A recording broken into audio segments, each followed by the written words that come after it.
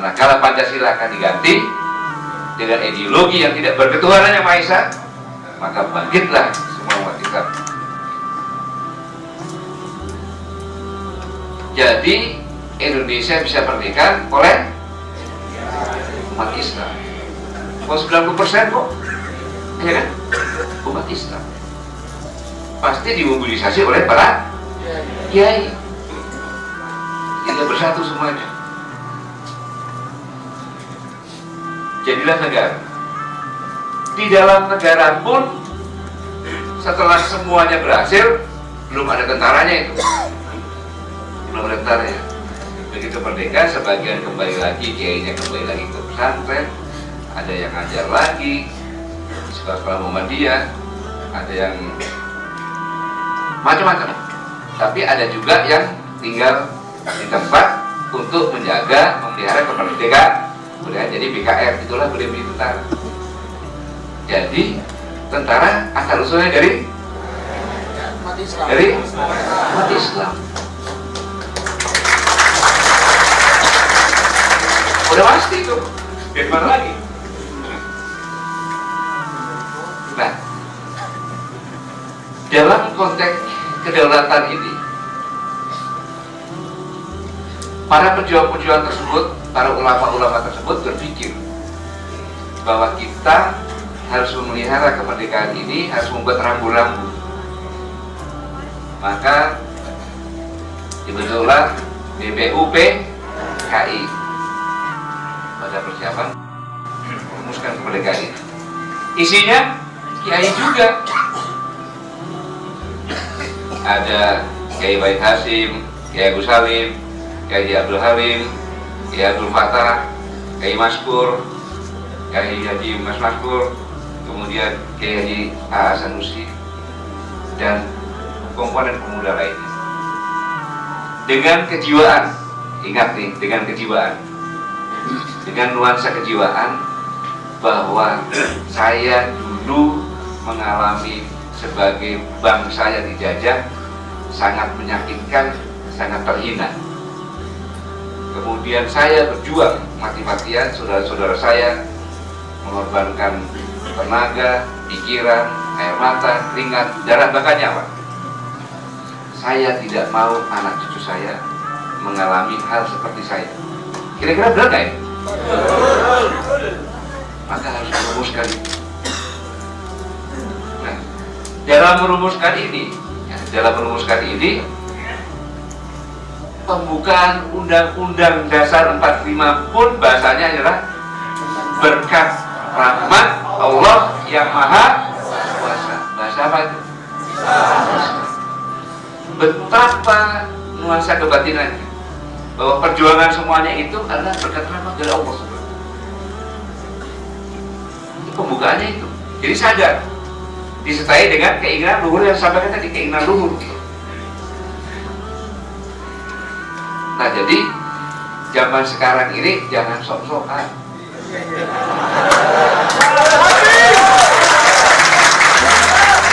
Jangan sok-sokan seolah dia yang memerdekakan bangsa ini. Terus maunya tidak bisa. Nah, kemudian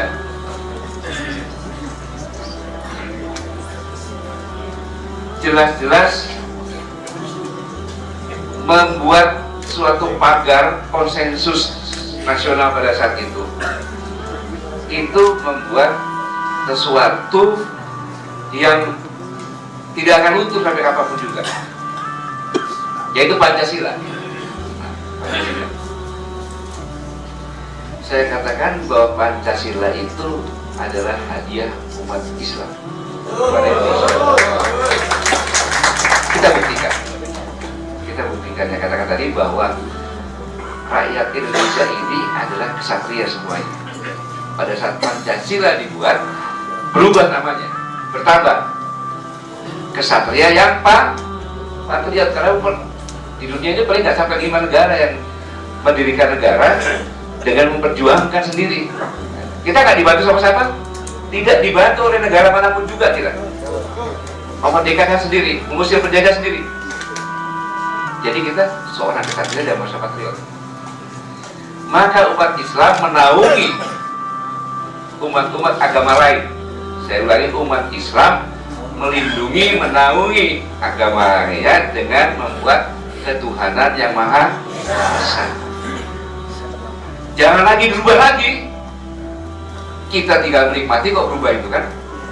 Membuat apa kan? Pokoknya kalau tidak ketuhanan maha esa, jangan coba-coba. Itu warisan. Kemudian dalam berinteraksi memahami betul di Indonesia itu nggak lihat kecil, kampung kecil, kamu usah nggak lihat. Pokoknya kalau yang kecil tidak pasti melawan. Buktinya zaman kerajaan dulu juga sama. Waktu kerajaan Galuh, Raja Wijaya ingin seorang itu dapat ketahuan bahwa itunya adalah punya kerajaan Galuh. Kerajaan Galuh dari Jawa Barat berangkatlah ke Jawa Timur, di jalan dicegat oleh Gajah Mada. Karena waktu itu Galuh tidak mengakui bahwa Majapahit. Gajah Mada tinggal satu aja penasaran, ngomong, ngakui dulu, tersinggung rajanya. Padahal ada sekelompok orang di tengah-tengah kerajaan, berani dia, mati habis semuanya, gak apa-apa. Itulah orang Indonesia. Walaupun kecil, kalau jati diri dia tersentuh, dia nggak mikir mati, pokoknya melawan dulu.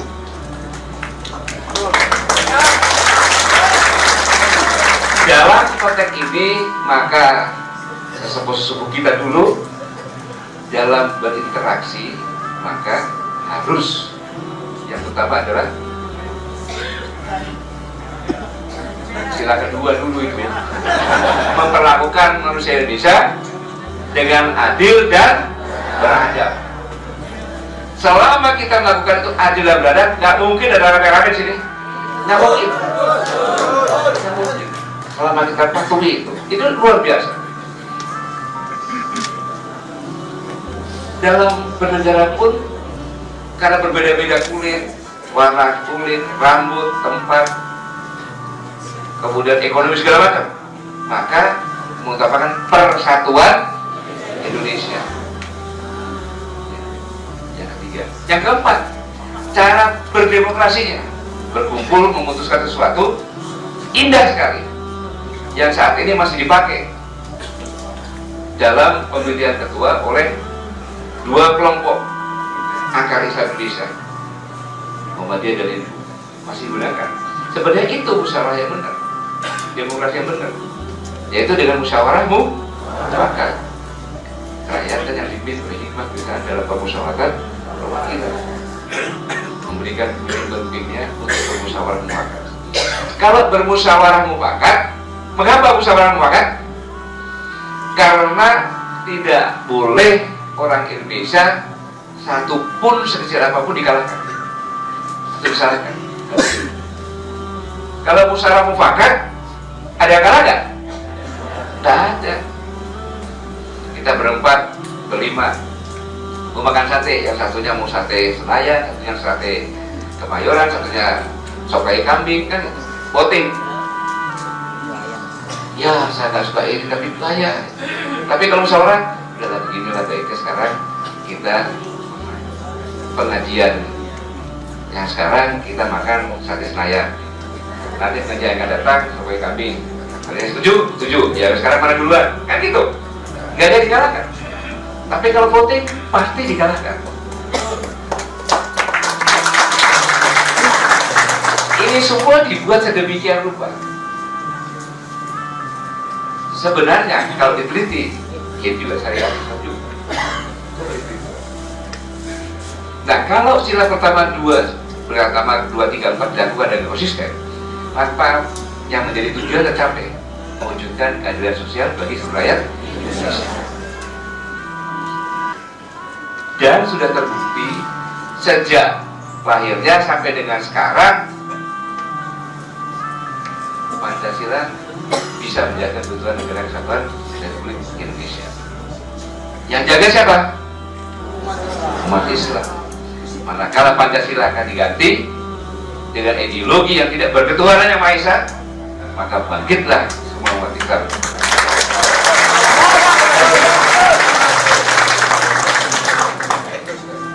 Tanpa itu nggak bisa. Panglima TNI yang pertama, Pak Dirman, dia adalah Ketua Hizbul Waton, yang artinya dari Cilacap, ya kan?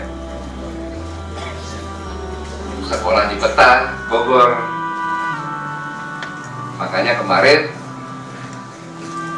cuplikan-cuplikannya diperlihatkan bagaimana dalam perang gerilya menggunakan teknologi juga, teknologi dengan budaya, menyampaikan menjangan-menjangan, menemukan jiwa nasionalisme masyarakat dengan wayang jamblung, wayang nggak, tapi orangnya ngomong gamelannya pakai gamelan gitu. Jadi cerita-cerita ini kan nggak kalah seolah hiburan, padahal kata-katanya itu membangunkan semangat atau memberikan informasi.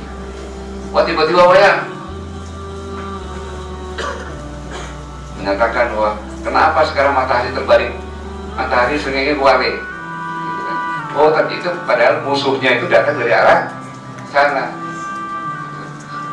Harusnya kan matahari timbulnya dari timur ke barat kan, tapi matahari kuali, tandanya opukui kan gitu kan. Karena gitu, itu informasi kepada anak buahnya Pak Dirman bahwa musuh ada di barat, bergerak mau ke timur. Tapi kalau dikasih tahu, kalau buka kasih tahu kan ketahuan. Kalau logo sana kan bisa ketahuan kalau ada mata-matanya. Menggunakan itu. Kemudian Pak Dirman juga menggunakan orang-orang yang sama persis. Nah, karena memang beliau itu seorang kiai juga, guru agama juga. Pak Dirman itu seorang guru juga. Kalau Muhammadiyah guru juga. Kejadian-kejadian yang diperlihatkan Pak itu benar. Pada saat dikepung, tidak usah khawatir, kita zikir saja. Ya nggak tahu kenapa tiba-tiba Belandanya lihat itu bukan Sudirman, malah anak buahnya yang ngasih tahu, yang jawabnya ditembak. Nah, ada satu inti cerita yang disampaikan, ada tergelitik. Pak Supardo tergelitik nanya, Pak Yai, selama ini kok bisa lolos terus, berarti punya jimat. Tadi kasih tahu jimatnya. Kalau itu bisa dilaksanakan, Anda pun bisa punya jimat seperti itu. Bersuci terus, kalau putus wudhu, sholat tepat waktu, sebaik dakwah dengan terus ikhlas untuk bangsa dan negara dan masyarakat. Jaga berbahagia. Itulah yang diwariskan.